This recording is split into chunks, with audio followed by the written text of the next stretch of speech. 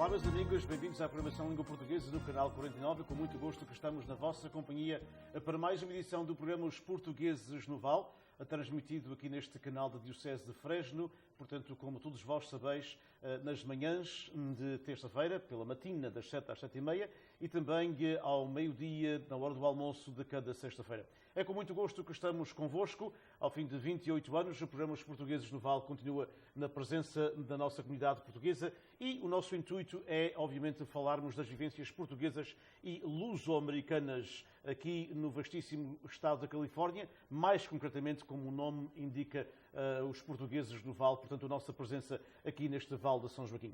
É com muito gosto que temos hoje um convidado, uma pessoa subejamente conhecida da nossa comunidade portuguesa no Val de São Joaquim, e não só, eu diria em todo o estado da Califórnia, mas do Val de São Joaquim de uma forma particular. Eu acho que é a sua segunda casa. Trata-se do autor, editor Liduíno Borba. Liduíno, muito boa tarde, bem-vindo ao programa Os Portugueses no Val mais uma vez. Acho que é a tua terceira ou quarta vez cá, não é? Sim, julgo que é a terceira ou a quarta, não estou bem certo, mas é sempre com muito prazer que venho aqui a um sítio onde se fala e prevalece a língua portuguesa, embora também a inglesa já faça parte, porque é assim, e muito bem, os tempos são o que são e não aquilo que a gente quer que eles sejam. É verdade, bem dito, meu caro amigo. De facto, o programa Os Portugueses do Val, ao fim destes anos todos, nestes últimos 2 anos, temos começado a fazer alguns programas em inglês. Fazemos ainda 52 programas por ano, normalmente 35, ainda uma vasta maioria em português, mas normalmente entre 15 a 20 ainda já em inglês. E vamos falar, portanto, do teu trabalho. O teu trabalho é meritório. Aliás, eu penso que os Açores, em termos editoriais, estariam muito pobres sem a tua presença nos últimos anos. Obrigado. Não sei há quanto tempo, mas vamos falar um bocadinho. Quando é que começaste esta aventura? Sei que já tratamos disto aqui no programa Os Portugueses no Val, mas quando é que deste o primeiro salto no primeiro livro que publicaste já lá há alguns anos? Eu sempre escrevi durante a minha vida toda, comecei novo, tenho coisas desde os 16 anos, mas com a intenção, com o objetivo de publicar em livro. Foi em 2004, quando comecei a compilar a história da freguesia de São Mateus, a história da minha freguesia de nascimento, uma parceria com a Junta de Freguesia local, então presidida pelo José Gaspar, que hoje é vice-presidente da Câmara Municipal de Angra, e que apoiou o projeto e muito bem, e foi lançado esse livro, que é a história de São Mateus. Em 2004? Em 2008. Levou 4 anos de recolha. Foi uma recolha grande, profunda, em muitos sítios, muitos arquivos, muitas pessoas, muitas folhas de livro lidas, e depois resultou numa obra de 760 páginas com 3,750 kg ou 7 libras e meia. Exatamente, é um livro bocadinho grande, pesado e grande. Exato. Mas foi mais uma escola da minha vida, porque para além de ser a minha freguesia, de nascimento, fiquei a conhecê-la muito melhor. Portanto, o teu primeiro livro publicado como editor foi em 2008. Então. Em 2008, eu diria em 2007 houve um outro livro mais pequenino que vem na sequência dessa história de São Mateus, que já estava a ser feito, e estava lá incluída a história do chamado Clube do Cantinho, e que foi destacado e que foi necessário ser lançado antes disso. Portanto, o primeiro foi em 2007. Portanto, mas há 10 anos, há quase 11 anos que andas, portanto, na edição de livros. Estás aqui na Califórnia, vejo cá com alguma regularidade, ainda bem, és uma peça já da casa da comunidade de língua portuguesa, e não só, de origem portuguesa aqui no estado da Califórnia. Os teus livros tens, portanto, publicado obras que têm a ver com os Açores, mas também muito com a diáspora, não é? É verdade, os dois casos. Tenho livros relacionados com os Açores, nomeadamente com os improvisadores e não só, mas também aqui com figuras da diáspora. Aliás, nos meus livros eu tenho 2 coleções base, independentemente de outros que não fazem parte de coleção alguma, mas uma delas são os improvisadores, que vai no 24º livro editado, são 24 dessa coleção, uma parte deles de biografias de improvisadores e outros de biografias coletivas de improvisadores, como são o caso dos improvisadores da Ilha Terceira, os improvisadores da Ilha de São Miguel, os improvisadores na diáspora, e o último, que é o 24º livro, que é esse que temos aqui, os improvisadores das outras ilhas, das outras 7 ilhas, e digamos que assim se fecham um leque dos improvisadores dos Açores, uma investigação muito engraçada, porque temos 508 empregadores nos Açores, portanto, pelo menos uns vivos e outros falecidos. Mais de 500 empregadores? 508 precisamente, mas ainda haverá mais alguns que não conseguimos encontrar, mas ao longo dos tempos, e o mais antigo é de 1720. E este livro, portanto, foca os empregadores dos últimos... de 7 ilhas, não é? De 7 ilhas, excluindo São Miguel e São Miguel e Terceira, porque esses livros já estavam feitos. O de São Miguel é a Terceira. Claro. E todas as ilhas têm improvisadores, então? E todas as ilhas têm improvisadores. Mesmo no Corvo? Até o Corvo tem o Tipé de Sepo, uma figura conhecida que também improvisava, não é? Ah, exatamente.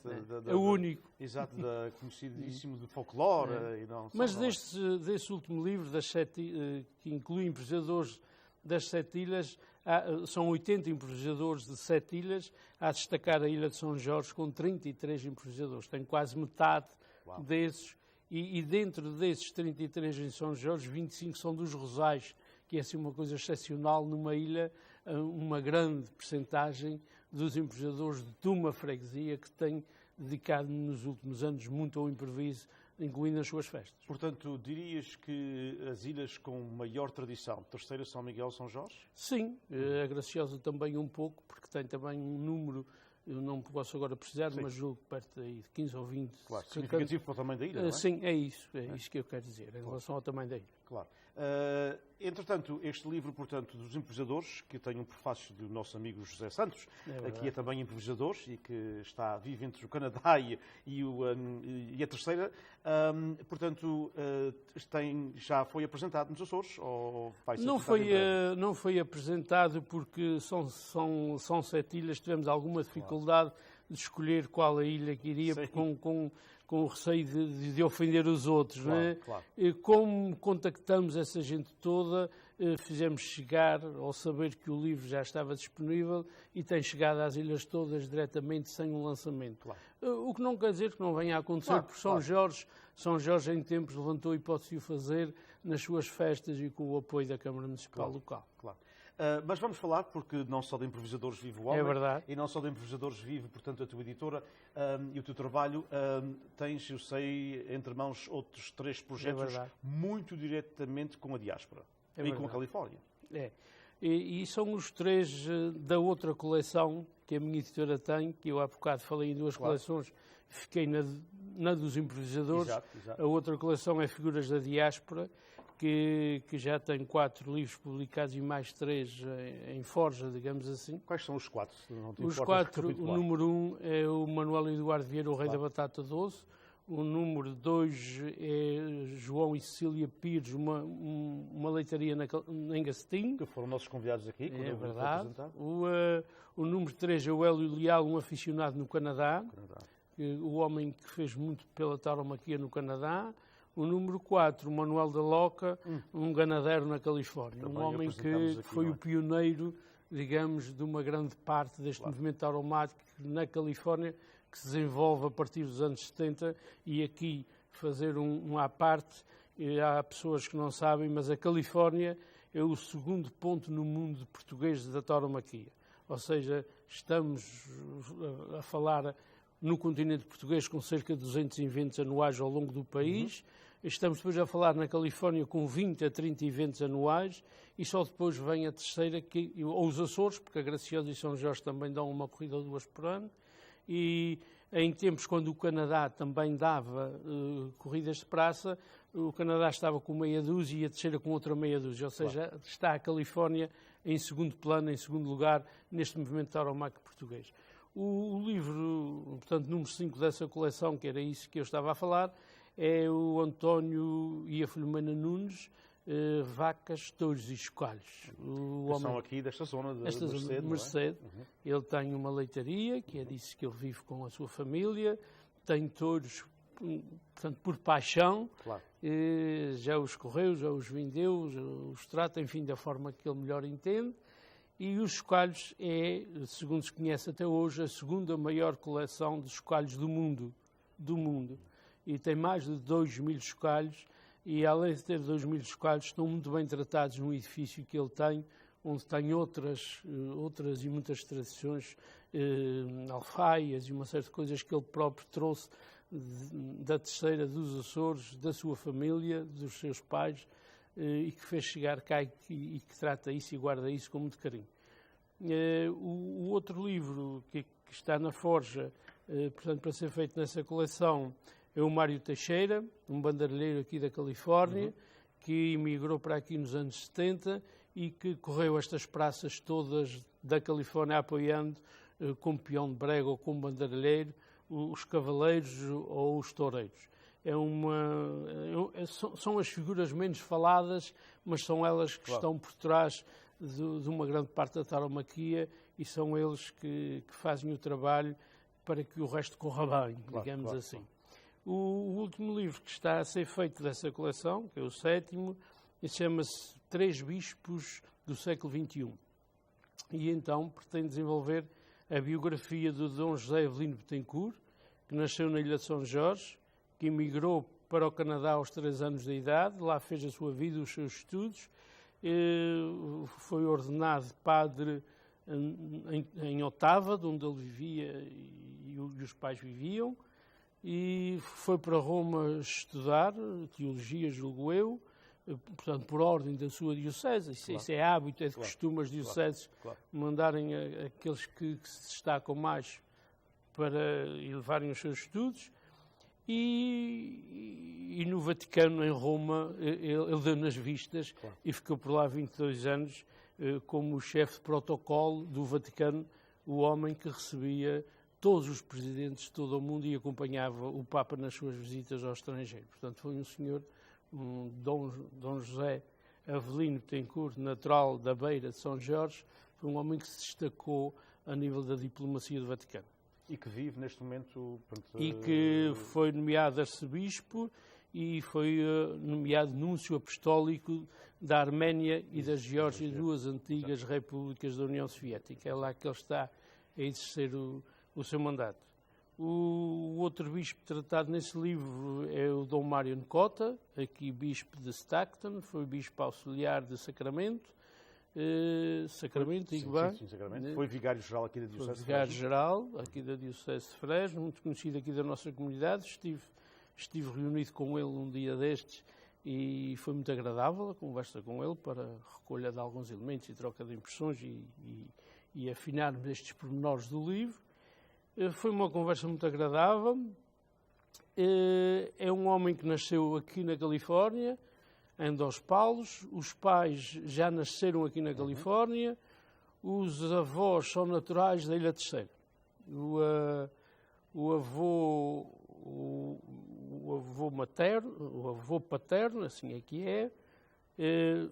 são naturais, é natural das Cinco Ribeiras, da Ilha Terceira, e a avó de famílias de São Bartolomeu.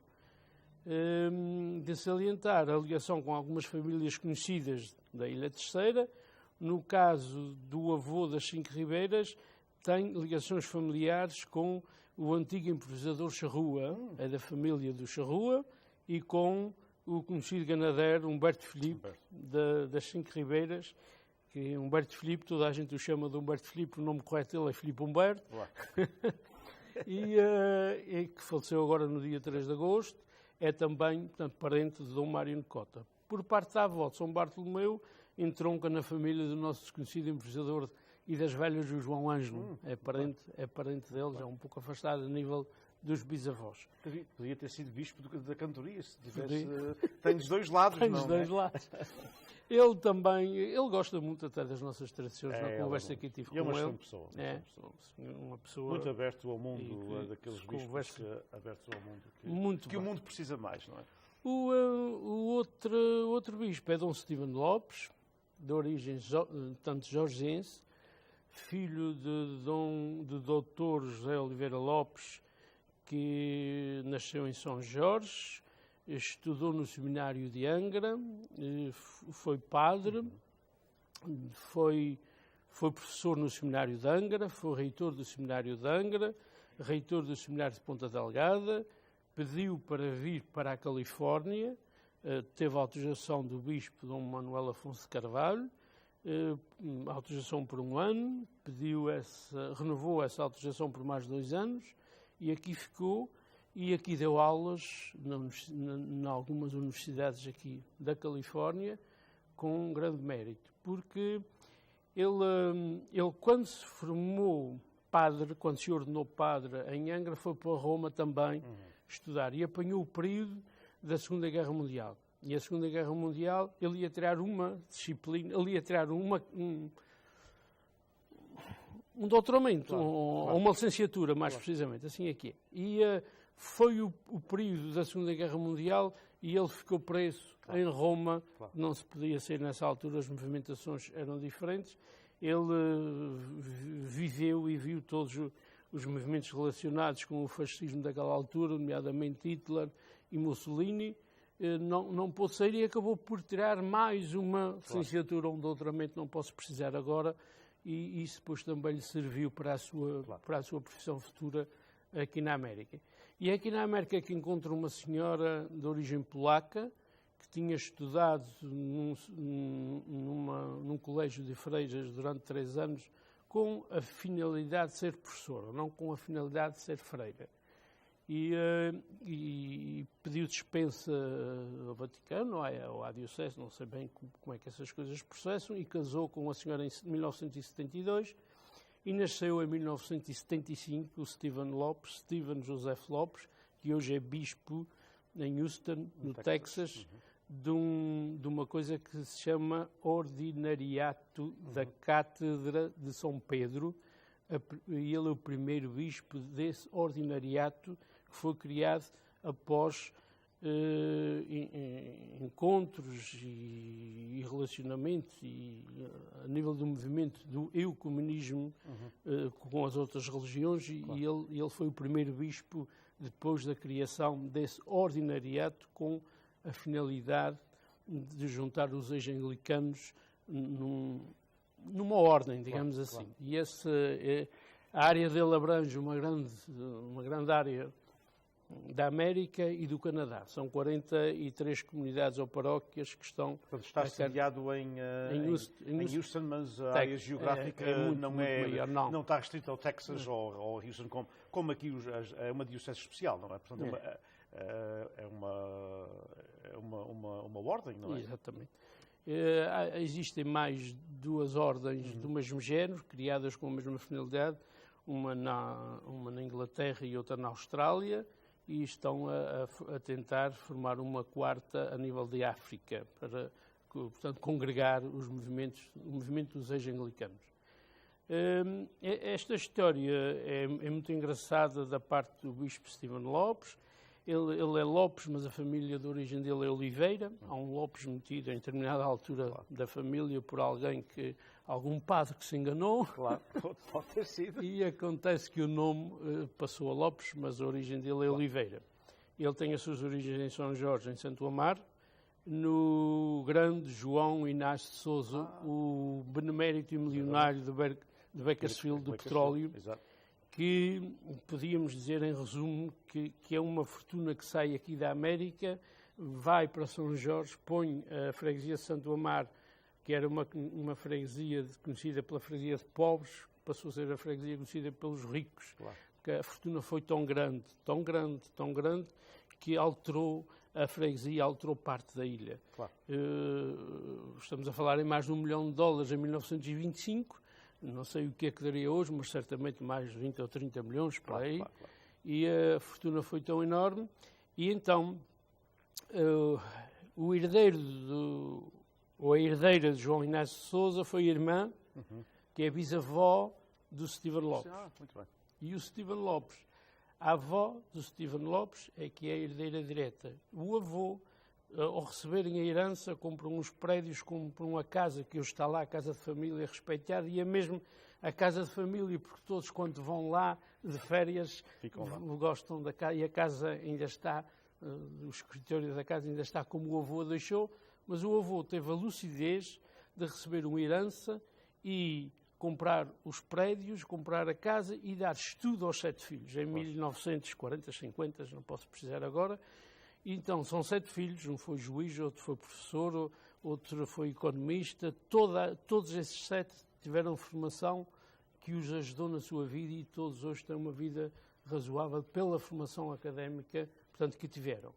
E essa formação académica deu aos 7 filhos, um deles era o José Oliveira Lopes, o pai do Stephen Lopes. Ou seja, podíamos dizer, em resumo, que uma fortuna que saiu da América deu uma volta e voltou um pouco à América, porque se não houvesse um José Inácio Sousa, tenho dúvidas que estaríamos hoje aqui a falar num bispo Stephen Lopes. Claro. E esta é apenas uma de muitas histórias, não é? Que engraçado que de facto a diáspora e os Açores. Engraçado que o Stephen Lopes foi a São Miguel, às festas de Santo Cristo, como secretário do Cardeal Levada, em 2011, porque era secretário dele, e ainda falta descobrir se o Levada é parente do Oliveira, do Bispo Lopes ou não, Stephen Lopes, e é provável que seja, porque o Levada é uma corruptela de Oliveira. Claro.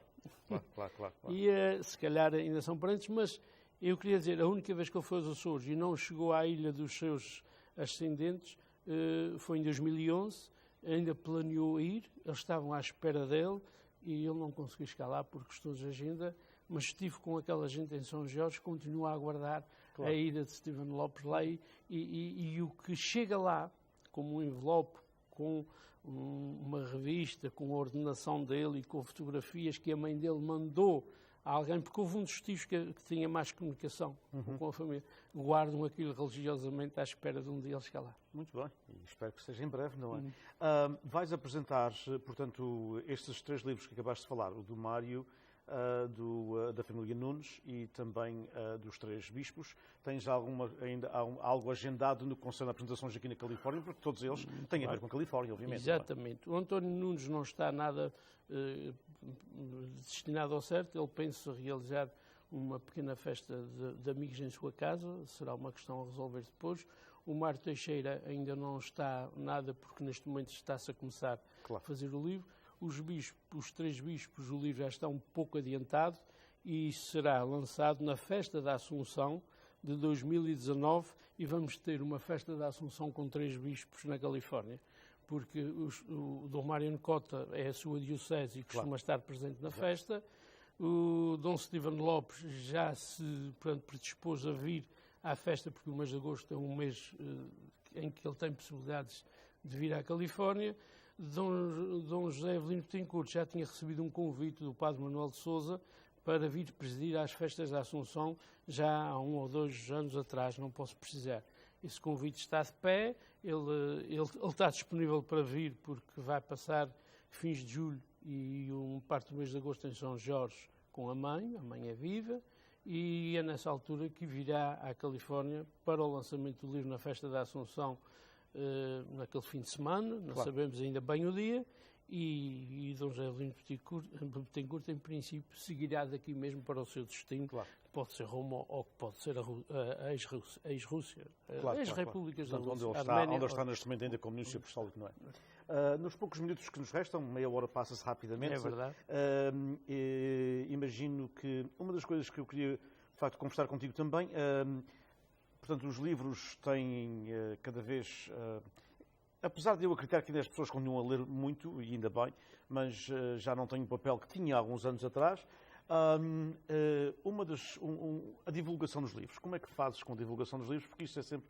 Particularmente aqui na Califórnia não temos uma livraria portuguesa, não temos uma casa que venda livros, há aí umas padarias, umas coisas que têm alguns vídeos ou livros, etc. Mas seguramente que os lançamentos são importantes, não é? Sim, os lançamentos, acima de tudo, são o ponto importante para a venda de parte do livro e a apresentação dele. Uma grande parte dos livros que vêm aqui para a Califórnia são feitos de acordo com a pessoa fica com os livros e depois ou vende-os ou distribui aos amigos. Eu, da minha parte, através também do meu e-mail e do meu site que tenho na internet, recebo algumas encomendas e faço chegar pelo correio a muitos destinos. E também tenho um grupo de amigos que costumam enviar os livros quando saem, portanto, pelo correio. Não é barato, mas enfim, é um meio que temos de o fazer. Ainda é. Hoje em dia está-se a ler muito, são outras coisas. Claro. Mas os livros continuam a ter alguma aceitação e neste momento continua a ser o único meio seguro de guardar a informação. Infelizmente, é assim porque eu trabalho muito com os novos meios digitais e com a internet e com tudo isso. É o melhor que apareceu nos últimos anos. Eu costumo dizer que escrevi 50 ou 51 livros em 10 anos, filo porque tinha esses meios à minha disposição. Se não estivesse, não o conseguia fazer de forma alguma. Mas esses meios são muito bons para fazer o que se faz. Claro. Para guardar informação está a ser um problema para as bibliotecas porque é mais dispendioso os meios digitais do que os meios de papel, embora há muita gente em tempos tenha parecido ao contrário. Claro. Porque os sistemas alteram-se com frequência e hoje então li num sistema, amanhã já não o li, se ele não for passado, acabou, nunca mais se tem aquela informação. Claro. Para além dos livros que acabaste de mencionar, há outros projetos em... Não, outras coisas vão aparecendo. Estes já dão pano para mangas, não é? Já dão pano para mangas, mas vai sempre aparecendo alguma coisa. Surgiu aí uma conversa com o nosso amigo João Bendito, que edita o João Balhão. Exato. Tenho um segundo livro para editar. E muito boas, o que eu já li, gostei imenso. Ele teve a amabilidade de me apresentar duas, ou de me facultar duas crónicas e gostei muito. Eu gosto muito do João como ele escreve. Chama-se Barro Vermelho e Ilha Branca, Exato. que ele já tem escrito, com a ver com a Graciosa. Já tive acesso a uma parte dos textos. Vou colaborar na edição desse livro, nomeadamente na sua distribuição a nível da Terceira, porque ele está cá à distância, é sempre um bocado complicado. Tivemos ontem reunido com ele e com o Tony Goulart. As coisas estão muito bem encaminhadas.